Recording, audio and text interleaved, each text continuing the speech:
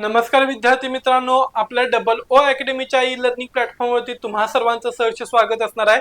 तर जी काय असणारी आदिवासी पदभरती 2026 असणार आहे, याच्यामध्ये नव्याने इन्क्लूड करण्यात आलेली पुस्तक यादी आणि त्याचबरोबर अभ्यासक्रम काय असणार आहे आणि त्याचं नियोजन कशा पद्धतीने करायचं आहे, तर याविषयीची माहिती आपण आपल्या या व्हिडिओच्या माध्यमातून जाणून घ्यायची आहे। तत्पूर्वी आपल्या डबल ओ अकॅडमीच्या ई लर्निंग प्लॅटफॉर्मवरती खास काय असणार आहे, तर आदिवासी पदभरती 2026 विषयीची आपण नवीन बॅच येत्या काही दिवसांमध्ये लवकरात लवकर चालू करतोय, ज्याच्यामध्ये तुम्हाला आदिवासी संबंधित संस्था, कायदे, लोकसंख्या आणि विशेष माहिती याच्यासह इतर सब्जेक्ट सुद्धा काय असणार तर शिकवले जातील, जसं की मराठी असेल, इंग्रजी असेल, सामान्य ज्ञान ज्याच्यामध्ये महाराष्ट्राचा भूगोल, महाराष्ट्राचा इतिहास, त्याचबरोबर नागरिक शास्त्र, अर्थशास्त्र आणि काय असणार तर आपल्या भारताचं संविधान।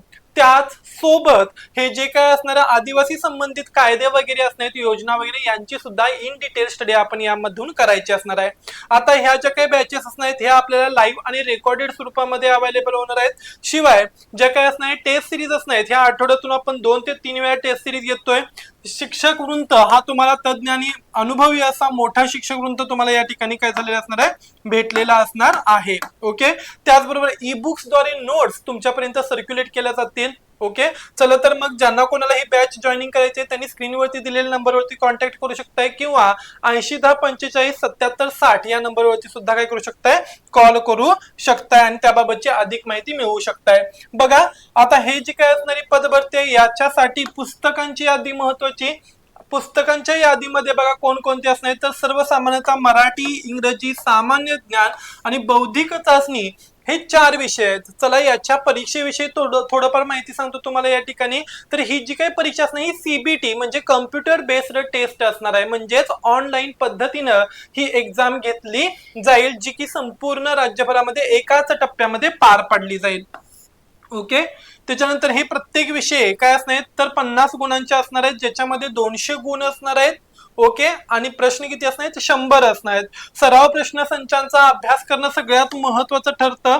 परीक्षेच्या पॅटर्नचा सराव करण्यासाठी या ठिकाणी विठ्ठल नागनाथ राऊतवार या सरांचं प्रामुख्याने आदिवासी विकास विभाग चौकीदार गट ड या पदाविषयी मध्ये एक पुस्तक असणार आहे, ज्याच्यामध्ये आपल्याला 38 प्रश्नपत्रिकेचा संच अवेलेबल होतोय।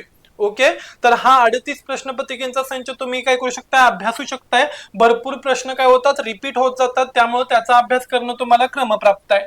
सामान्य ज्ञान, ओके, ज्याच्यामध्ये महाराष्ट्राचा भूगोल, भारताचा भूगोल, महाराष्ट्राचा इतिहास, भारताचा इतिहास। ओके, स्पेशली महाराष्ट्राचा भूगोल आणि इतिहास खतीब सर, दीपस्तंभ प्रकाशन किंवा समाधान महाजनी सरांचं काय करू शकतो आपण, तर आधुनिक महाराष्ट्राचा किंवा भारताचा इतिहासाचं हे पुस्तक वाचू शकताय। ज्यांनी कोणी पूर्वी कठाऱ्यांचा काय केलेला असणार आहे तर इतिहास किंवा गाठांचा इतिहास वाचला असेल तर तो सुद्धा या ठिकाणी महत्वाचा ठरू शकतोय।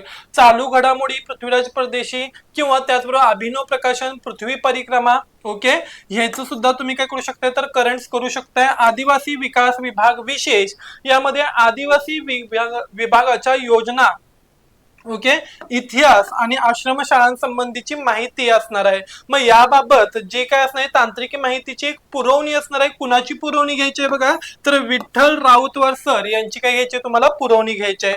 मराठी व्याकरण बाळासाहेब शिंदे सर, मोरा वाळंबे सरांचं सुगम मराठी हे पुस्तक वापरू शकताय। इंग्रजी व्याकरणासाठी सुद्धा बाळासाहेब शिंदे सरांचं इंग्रजीचं व्याकरण तुम्ही वाचू शकताय। त्याचबरोबर पालनसुरी आणि एम जे शेख सर, ओके, यांचे सुद्धा पुस्तक तुम्ही या ठिकाणी रेफर करू शकताय। बौद्धिक चाचणी याच्यासाठी आर एस अग्रवाल सरांचा a modern approach to verbal and non verbal reasoning हे मराठी अनुवादासहित काय असणार आता मार्केटमध्ये अवेलेबल झालेलं असणार, किंवा त्याचबरोबर पंढरीनाथ राणे सरांचं बौद्धिक चाचणीचं पुस्तक रेफर करू शकताय। स्वतःच्या अभ्यासाचं वेळापत्रक बनवणं गरजेचं आहे बघा, ज्याच्यामध्ये दैनिक ध्येय मिनिमम 5 ते 6 तास अभ्यास करणं गरजेचं आहे।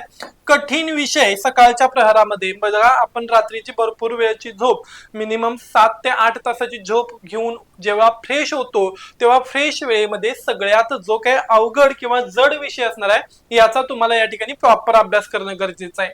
ओके, ज्यामध्ये बघा काय सांगितलं जातं, गणित बुद्धिमत्ताचा अभ्यास करायचा आहे, सोपे विषय नंतर न करायचे आहेत। ओके, यामध्ये विषयांची विभागणी करायची आहे बघा। 4 विषय असणार आहेत, मराठी, इंग्रजी, त्याचबरोबर काय असणार आहे, सामान्य ज्ञान आणि बुद्धिमत्ता. आता हे जे काही विषय असणार आहेत या विषयांना प्रत्येकी 1.5 तासाचा वेळ देणं गरजेचं आहे. ओके, बघा अवघड विषय सकाळी करायचे आहेत आणि त्याच्यानंतर जे काय असणार सोपे विषय आहेत हे दुपारच्या प्रहरामध्ये करू शकताय. प्रत्येक विषयासाठी मिनिमम 1 ते 1.5 तास देणं दररोज गरजेचं असणार आहे. 50-10चा नियम फॉलो करा. ओके, ज्याच्यामध्ये 50 मिनिटे लक्षपूर्वक देऊन वाचायचं आहे आणि 10 मिनिटाचा ब्रेक घ्यायचा आहे. 10 मिनिटाच्या ब्रेकमध्ये तुम्ही एखादी चालू घडामोडीचा व्हिडिओ पाहू शकताय किंवा एखादा काय असणार आहे विरुंगुळा म्हणून तोंडात पाय धुवून फ्रेश होऊ शकता, या ठिकाणी चहा पाणी घेऊ शकताय. ओके, आणि त्याच्यानंतर पुन्हा लगेचच काय करू शकताय तर अभ्यास करू शकताय. उजळणी करणं आणि सराव हे सगळ्यात महत्वाचं आहे. शनिवार रविवारी हे 2 दिवस काय करायचे, आठवड्याचे राखीवच ठेवायचे. आठवडाभर जे काही वाचलंय ते शनिवार रविवारी काय करायचे, त्याची उजळणी करायची असणार आहे. रोज किमान 1 पेपर सोडवणं गरजेचं असणार आहे. किमान 2 वेळा जुनी प्रश्नसंच हाताळा. ओके, मराठी व्याकरण आणि बुद्धिमत्ता हे स्कोरिंगचे विषय आहेत, त्यामुळं या विषयांवरती काय करायचे तर पकड मजबूत करा. त्याचबरोबर गणित, बुद्धिमत्ता, ओके, या ठिकाणी मार्क जास्तीत जास्त जाऊ देऊ नका. मराठी व्याकरण, बौद्धिक चाचणी यांना सुद्धा दररोज 1 तास देणं गरजेचं असणार आहे. ओके, त्याचबरोबर आदिवासी विकास विभाग विशेष माहिती वाचायला अजिबात विसरायचं नाही, ज्याच्यामध्ये सामान्य ज्ञान हा खूप मोठा विषय आहे, जो की आदिवासी विभागाशी संबंधित प्रश्नांवरती जास्त भर देणार आहे. यामध्ये शासकीय योजना, आश्रमशाळा, संस्कृती यांचा काय असणार आहे तर समावेश असणार आहे. शासकीय योजनांमध्ये केंद्राच्या, राज्याच्या योजना, ओके, आश्रमशाळा त्यांचं व्यवस्थापन, त्यांचे नाव, त्यांचं प्रशासन कसं चालतं ह्याची माहिती असणार आहे. आणि संस्कृतीमध्ये महाराष्ट्रातील आदिवासी जमाती, त्यांची नावे, त्यांचे सण उत्सव, नृत्य, राहणीमान, पोशाख आणि काय असणार त्यांचे अन्न, या सगळ्याविषयीची माहिती काय करायची जाणून घ्यायची आहे. त्याचबरोबर मागील वर्षांचे प्रश्न पेपर सोडवणे काय असणे गरजेचे असणार आहेत. ज्यांना कुणाला हा व्हिडिओ आवडला असेल, त्याचबरोबर अभ्यासक्रम कळाला असेल, पुस्तकांची यादी समजली असेल तर त्यांनी लाईक करा, शेअर करा आणि त्याचबरोबर सबस्क्राईब करायला विसरू नका. याच बाबतचे आणखीन काही महत्त्वाचे अपडेट घेऊन आपण पुन्हा लवकरच भेटू. तोपर्यंत धन्यवाद.